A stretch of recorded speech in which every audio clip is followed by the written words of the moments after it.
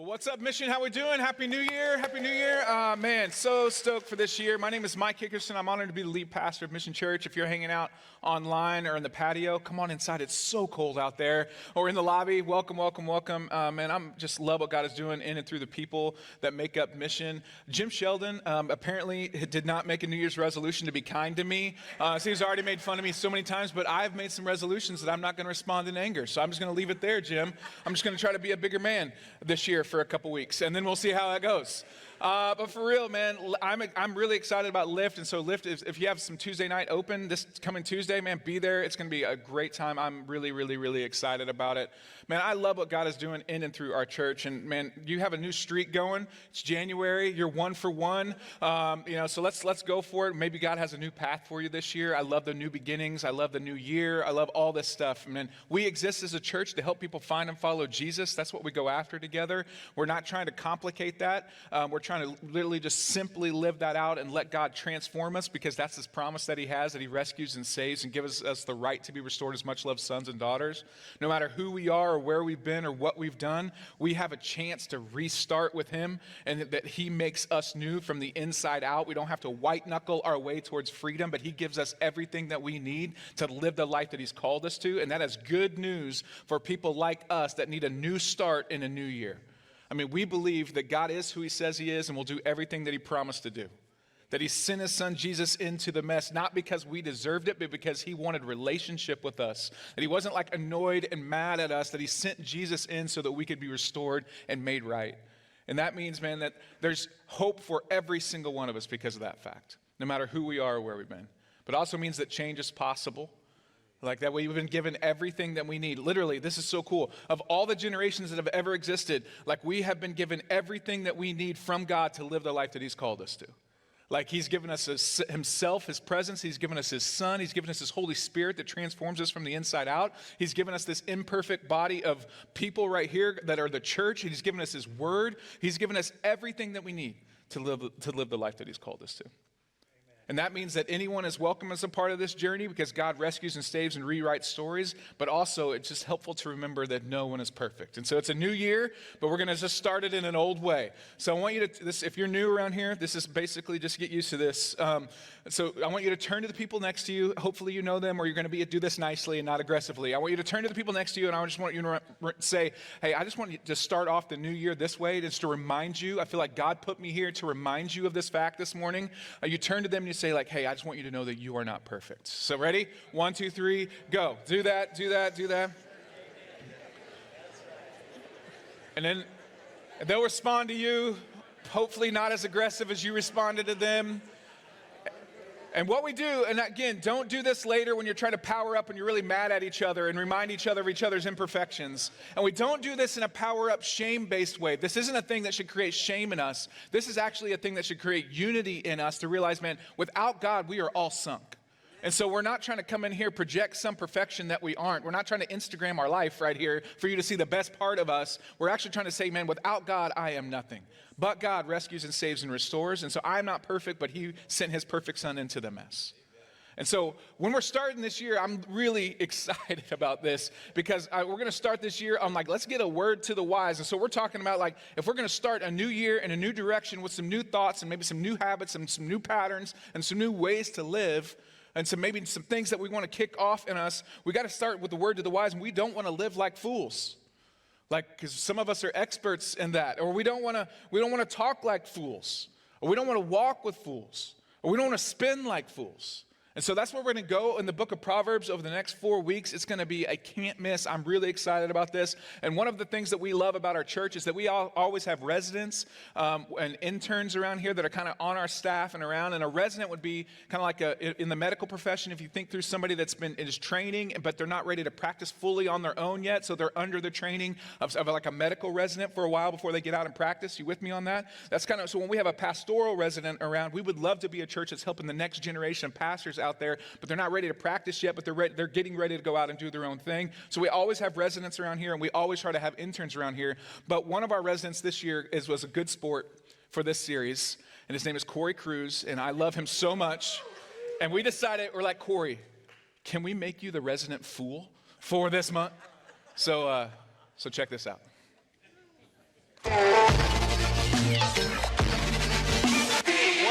up, guys? Check it out, man. It's the top of the year. I can't believe it's already over. Like, I'm absolutely insane. And so I wanted to give you guys a year-end recap of all of the life lessons that, man, that you just need to listen to, and you just need to hear from me, because I'm pretty wise, and I know what I'm talking about. Here's the thing. I have been buying shirts all year, you know, and I feel like, because I'm obviously a medium, you know, I feel like I shrink them and they become a small, you know. And so instead of actually learning how to do the dadgum laundry, and people are telling me I need to wash my clothes on cold and hang them up for hours and hours to dry, I'm like, that's all baloney. All right, here's what I started doing. Instead of buying a medium like I normally am, man, I started buying 2XL shirts, okay? And then what I started doing is, instead of waiting on it to dry out on the drying line or the drying rack, here's what I did. I started washing them suckers on hot, as hot as you can go. And then I started drying those things on hot. And so then my 2XL has then become a medium, and it's like perfect fit for my tiny, tight little body. You know what I mean? I'll give you a couple more, and these ones will be free. The other ones you'll have to sign up for my, you know, my university and my Patreon and all that, and you can find a lot more wisdom over there. But here's the thing. If you want to really seem like you know what you're doing, what you should do is you should wash your dishes, but if you don't finish, don't feel bad. You just set a couple clean dishes over by the dirty dishes, and then it looks like you've been working on your dishes, okay? Also, and this is my last thing, and I'll leave you guys with this. If you look outside and you're having a bad day, man, what you should do, you put on the old Pit Vipers, and then now you're having a bad night instead of having a bad day, okay? I love y'all so much. I hope you guys have found this super helpful, and I guess we'll just see you in the next one. So much love. Peace. You're a good sport, Corey Cruz. You're a good sport. Some of you are like, what are dishes and laundry? I don't know what that is. I don't know what that, and you're like, I don't need Pit Vipers to have a bad night. You know what I'm saying, Corey? So, no, I'm not sure we need to convince each other about what it means to like be fools or have foolish, or things that would lead us to foolish decisions. But in my mind, it's like what feels right can lead us to some foolish decisions, right? Like you Sheryl Crow this thing.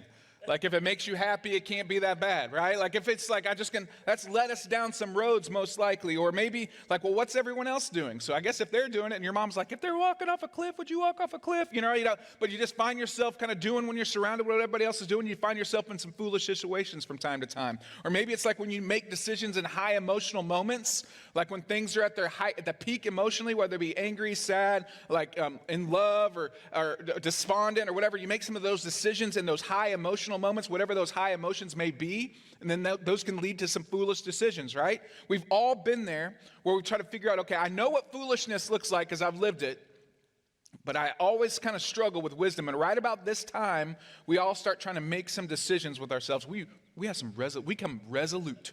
And we have some resolutions that we want to agree to. So what I want you to do, I want to take like 10 seconds. And if you don't have one, just say pass. That's all right. But I want you to take 10 seconds, and I want you to turn to the people next to you and maybe a couple things that you're like, I've kind of talked about in 2024. This is some stuff that I want to make sure that I get into my life. Ready? 1, 2, some resolutions, if you will. 1, 2, 3, go. We got like 15 seconds. 15 seconds.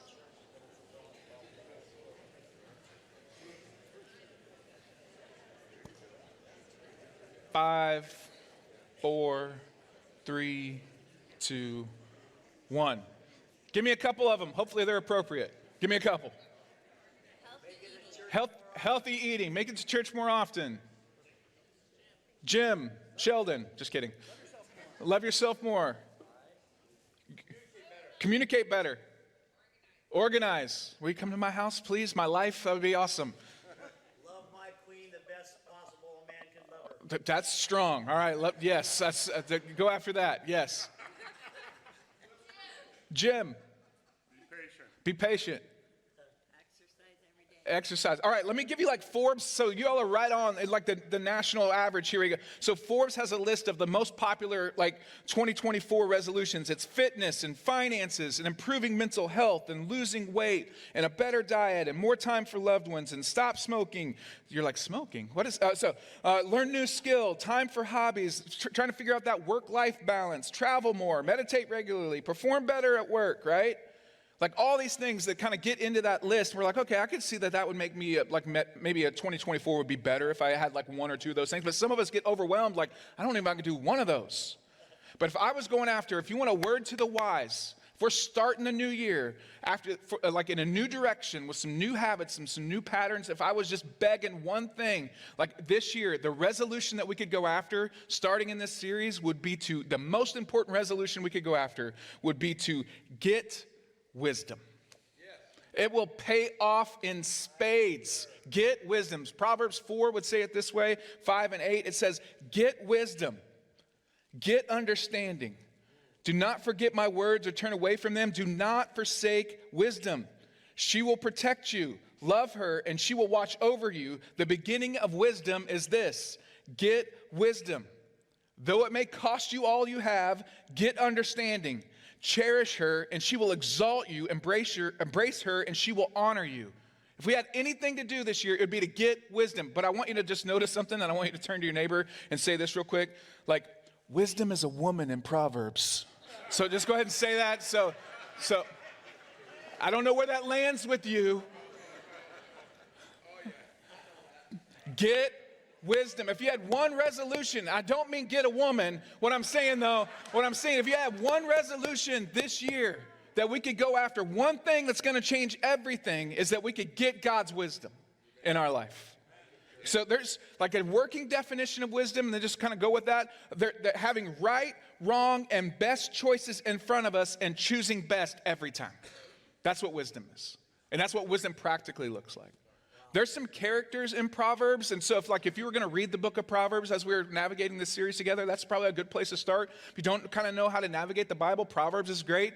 There's like 31 of them. There's not always 31 days in a month, but you could probably read a proverb a day. There's a lot of little great stuff in there to read, but you're going to start seeing some characters in Proverbs. They're going to see the wisdom characters personified as women, but you're also going to see the author talk about wise people, and you're going to see the author talk about foolish people, and you're going to see the author talk about like uninformed people, but sometimes he would refer to them as simple or ignorant, but I didn't want to put that up here because some people would be offended by that. But the author of Proverbs would say that, so a wise person knows the right, wrong, and best choices and chooses best every time, because that's what, even when it's hard, because that's what God has called them to do. A foolish person knows what God's best is and chooses the opposite on purpose.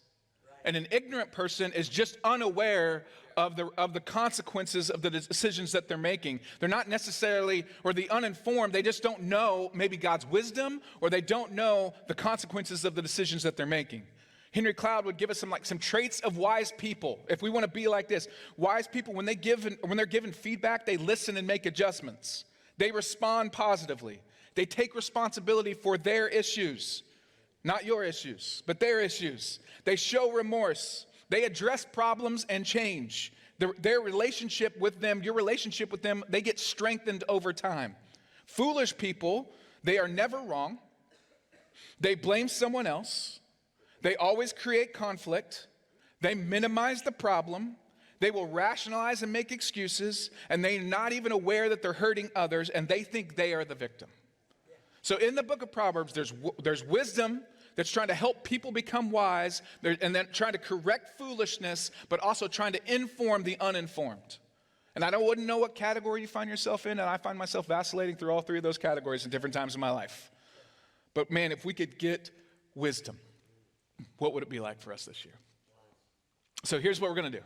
The next few minutes is we're going to try to see how to not live like a fool in 2024 and beyond. Like if we could get that, it was like, okay, how do we not live like a fool this year? And maybe this year could create a habit for next year and the rest of our entire life. And the first thing I would say, if we're going to not live like a fool this year, we need to begin with the end in mind. Like to who do we want to become? Like to where are we going? Like to realize that our days are numbered. And I'm not trying to be like, man, I thought this was a happy new year. Like you're talking about at the end of my life.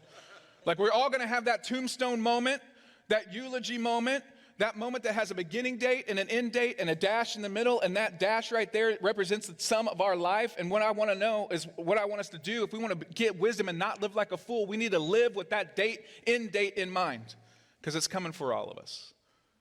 In fact, Psalm would say it this way. Psalm 90:12 says, teach us, God, teach us to number our days that we may gain a heart of what? Because when we begin with the end in mind and realize that our days are numbered to that end at some day, it makes us want to spend wisely the days that we've been given. So if we begin with the end in mind, we start thinking around like, where do I want to end up this year? Like, who do I want to be this year? Not just what do I want to accomplish, but who do I want to be this year? What do I want our family to hold as important this year? Like, what's the eulogy of my life? Like, what am I building in the eulogy of my life, not just the resume of my life? Because those are two completely separate things. Resume sometimes is accomplishments and the things that we've done. Eulogy things that really matter are the who you are and who people knew you to be and experienced you to be with the gift, like the gifts that God has given you. You with me on that? So we want to begin with that end in mind. I'm in a season of life. I've got like adult kids in college. I've got one in a sophomore, the last one in the house for the most part. We're trying to figure out that thing. And I'm realizing when I'm numbering my days, I'm also numbering the times of Thanksgivings that I have. Like most of, if you're in your 20s, you probably have 50 Thanksgivings-ish, give or take, right? And if you have kids, you probably only going to have like 20 to 25 at max Thanksgivings left with them. So how would that change how I want to spend them wisely? You start thinking when I'm numbering my days and beginning with the end in mind, it sets off all the other stuff in the immediate and it helps me think the larger picture of what God has for me and what I think he would want for me. And it gives me wisdom about what is it going to take for me to get there that I need to do different here so that I can get there. I can't do that yet, but what can I do today that will get me there tomorrow that I can't do tomorrow yet? You with me? So we got to begin with the end in mind if we want to live wisely and not live like a fool. And teach us to number our days that we may gain a heart of wisdom. And that leads me to like that, what will help us with that is if we just like start asking better questions. Like I already said, who do I want to be? What direction do I want my family to go in? What's the most important thing? Is there anything about me that needs to change? God, if you had your way in me, what would it look like? Like it's those asking better questions. So, and the best question that I've found, and this is not original to me, but the best question that I've found that just gets right to the heart of it and cuts all the layers. If you want a great question for the year, and you want to not live like a fool this year, start asking, what is the wise thing to do? Like in this situation, God, that you have in front of me, what is the wise thing to do? I mean, it's because we're trying to get wisdom. And some of us are wise, and some of us are fools, and some of us are uninformed. And so some of us may need to get wisdom so we're informed on the wisdom that God would have for us. But we've got to figure out, God, in this moment, with this decision, with this direction, what is the wise thing for me to do? Not what is the right thing, not what is the wrong thing. What is the best thing that would honor you, and how do I live that out? It's been helpful for me to ask this question and that like would add some layers to it, to add this like, in light of my past experience, not your past experience, but in light of my past experience with whatever is going on and like the situation I've got to decide right now in this moment, God, what is the wise thing for me to do? It helps for me to go like, in light of my past experience, what God has shown me, what God has done for me, what he's delivered me out of, what it maybe be some hurts or habits or hangups or some tendencies or some brokenness or some things that I've had to recover from, in light of all that back there, in light of my past experience, what's the wise thing for me to do right now? And then, not only just in light of my past experience, in light of my present circumstances, like what's going on right now, because like it's always moving, the world's always spinning, you're always spinning plates. And so if we're going to live wisely and not live like a fool, we've got to think through what's the wise thing for me to do in this moment, with this decision, with this direction, with like all the stuff we have. God, I need wisdom, I need wisdom, I need wisdom. It's a prayer that God will always say yes to. So if you like always, he'll always give you wisdom. But in light of my past experiences, in light of my present circumstances and what I see going on around me and the who that he's making me to be, what is the wise thing for me to do in this moment? And then you add on, in light of my future hopes and dreams, like beginning with the end in mind. So in light of my past experiences and my present circumstances and my future hopes and dreams, like beginning with the end in mind, what is the wise thing for me to do in this moment with this decision? Because what happens when we do that is we start making some better decisions in the moment. Instead of like living in the moment, we make better decisions in the moment. And what I've loved, and this has been helpful for me, if you have friends that would challenge you, because I always have friends that would challenge me on decisions that I would make in both positive and negative ways. And I've always added like this, like the question would be, what's the wise thing for me to do? I'm not saying what the wise thing for you to do is, but in light of my past experiences, which may be different than your past experiences, in light of my present circumstances, which may be different than your present circumstances, in light of my future hopes and dreams, which may be different than your future hopes and dreams, I feel like the wise thing for me to do in this moment is this decision I'm making. And I've got godly counsel in it, and I've sought wisdom, and I've gone after it. So if we're not going to live like a fool, we've got to make sure that we begin with the end in mind, and we got to ask better questions, and then we've got to make better direction decisions. Once we get those, I'm a person that gets lost recreationally. Like, Jody and I think we fought 4 times over break because I won't listen. We would be terrible on Amazing Race. I'm just like, we would probably get divorced on national TV, and it would be my fault. It would totally be my fault because I'm like, I got it. I know where we're going. I got it. Don't tell me the words. I just want to see the picture. I'm a wire like that. And I'm like, and then I'll miss the turn. And I was like, why didn't you tell me? She's like, I'm not telling you anything because you got it. Does anybody else have a relationship like this? Like there's one of us that gets lost and one of us that doesn't, right?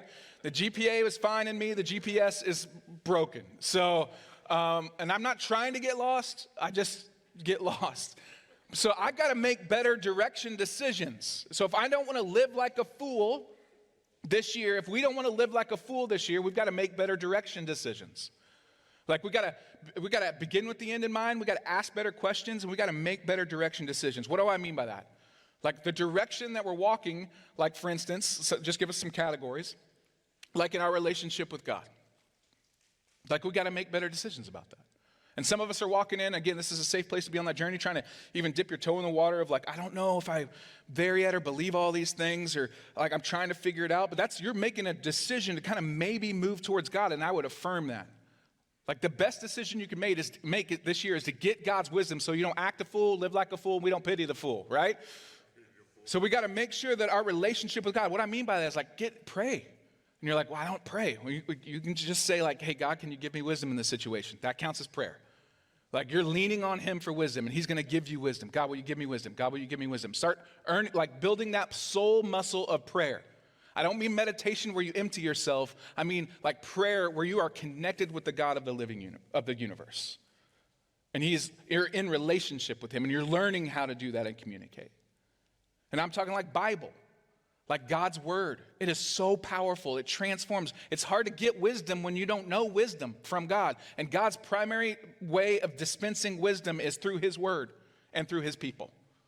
So we got to be around his word, and we got to be around his people if we need to get wisdom. Some of us want to get isolation because we think we are God's gift to wisdom and we can make the wisest decisions on our own. But you are not wired that way, no matter how wise you are. So you got to get in prayer. You got to get in his word. Love God's word. Learn to love it. Start with the New Testament. Start with Jesus. Get wisdom. Start with Proverbs in this series if you want to. Get wisdom. Like, learn how to worship. Like, that relationship with God that's not just song time in church. And we don't treat it like that at Mission. I know you don't treat it like that. But, like, learn how, like, that your life is living out how much he is worth to you. And then, like, don't forsake like church, man. There's something that happens when we gather together that God does. It's powerful. And sometimes you need it, and sometimes people need you to like around. And it's amazing what God does when we gather together as we're commanded to and called to together. So don't give up that. You got to make better direction decisions now. Begin with the end in mind. And you know what? I want wisdom this year, and I want my relationship with God to be great this year. It's not super sexy. It's prayer and Bible and worship and church and being that together and serving. Like it's a long obedience in the same direction, man. That's where the good life is. That's where wisdom is. We got to make better decisions around friends.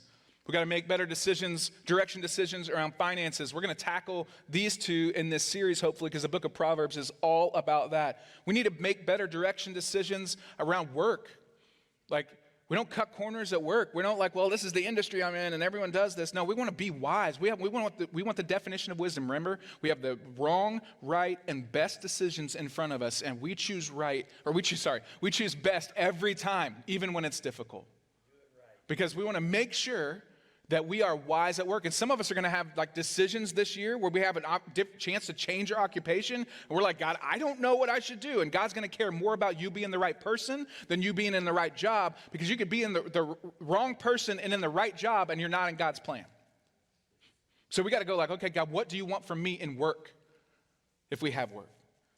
Or God, what is the direction decisions that I need to make for our family, for my extended family?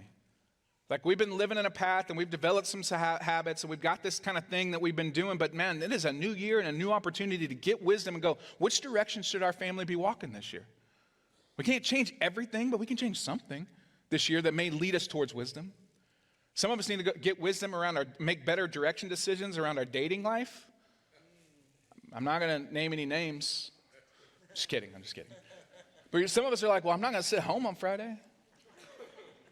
I mean, she's hot. For making dating decisions that have we've had regret from our past, but we're still using the same filter to make those same dating decisions, I wouldn't call that wise. And I wouldn't call it uninformed. I would call that foolish. So we need more wisdom. We need to get wisdom around our dating decisions and direction decisions that we're making. Some of us, we need to grow and make better direction decisions around our marriage. We need to fight for it. We need to fight. We've been doing plenty of fighting with each other, but we need to fight for it and for each other. And we need maybe to admit it and get some habits and make some better direction decisions for our marriage and get on the same page on a couple things. Intimacy. We need to get wisdom around intimacy, because it's one of the primary ways that the enemy will get into our soul and try to cause shame is through all the battle with intimacy and addiction or anything that's a little bit janky in that area for us. So we need to get wisdom around it. And then we need to get wisdom around alcohol or other dependencies. And I don't know what your other may be. It may be both. I don't know. But you know what it is. What would it look like for us to be wise this year and not live like a fool, but make better direction decisions around all of this list? Again, what's the wise thing for me to do? I'm going to tie it all together. In light of my past experiences, in light of my present circumstances, in light of my future hopes and dreams, what is the wise thing for me to do in all of these areas? Because we've got to begin with the end in mind. We've got to ask way better questions. And we got to make sure that we make way better direction decisions. Because direction, I love this part. I stole it from Andy Stanley. I wish I made it up on my own, but I didn't. But direction determines the destination. Let me add another layer to it. Direction, not intention, determines destination. Some of us are like, I never meant to end up here. It wasn't my intention. I didn't mean to do that. It's like, that's great. What you actually do, where you actually walk, the direction you actually head in is where you end up. Like, you could get to LAX and go like, my intention is to go to New York. That is so my intention, because I want to see New York so bad. I don't know why, but I want to see New York so bad. And you hop on a plane to Honolulu. It doesn't matter how much your intention is to get to New York. What you actually do is going to make you end up where you end up. You with me?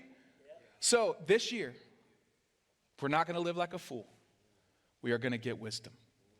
And we're going to get some direction, not just intention. Intentions are good, but it has to lead to direction. So we begin with the end in mind, right? We ask better questions. We make better direction decisions. Let me just wrap with the same verse, Proverbs 4:5-8. It says this way: get wisdom. Get understanding. Do not forget my words or turn away from them. Do not forsake wisdom, and she will protect you. Love her, and she will watch over you. The beginning of wisdom is this: get wisdom. Though it cost all you have, get understanding. Cherish her, and she will exalt you. Embrace her, and she will honor you. Why don't you pray with me? God, you're good. You're great. You're kind. and you grant wisdom when we ask for it. God, would you help us understand where we've made some foolish decisions? Will you help us understand where we've made some uninformed decisions? God, will you help us understand where we made some wise decisions?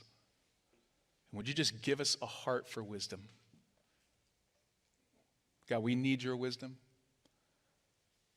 God, would you help us this year begin the habit and begin the pattern of trusting your wisdom in all areas of our life? It's in Jesus' name we pray. Amen.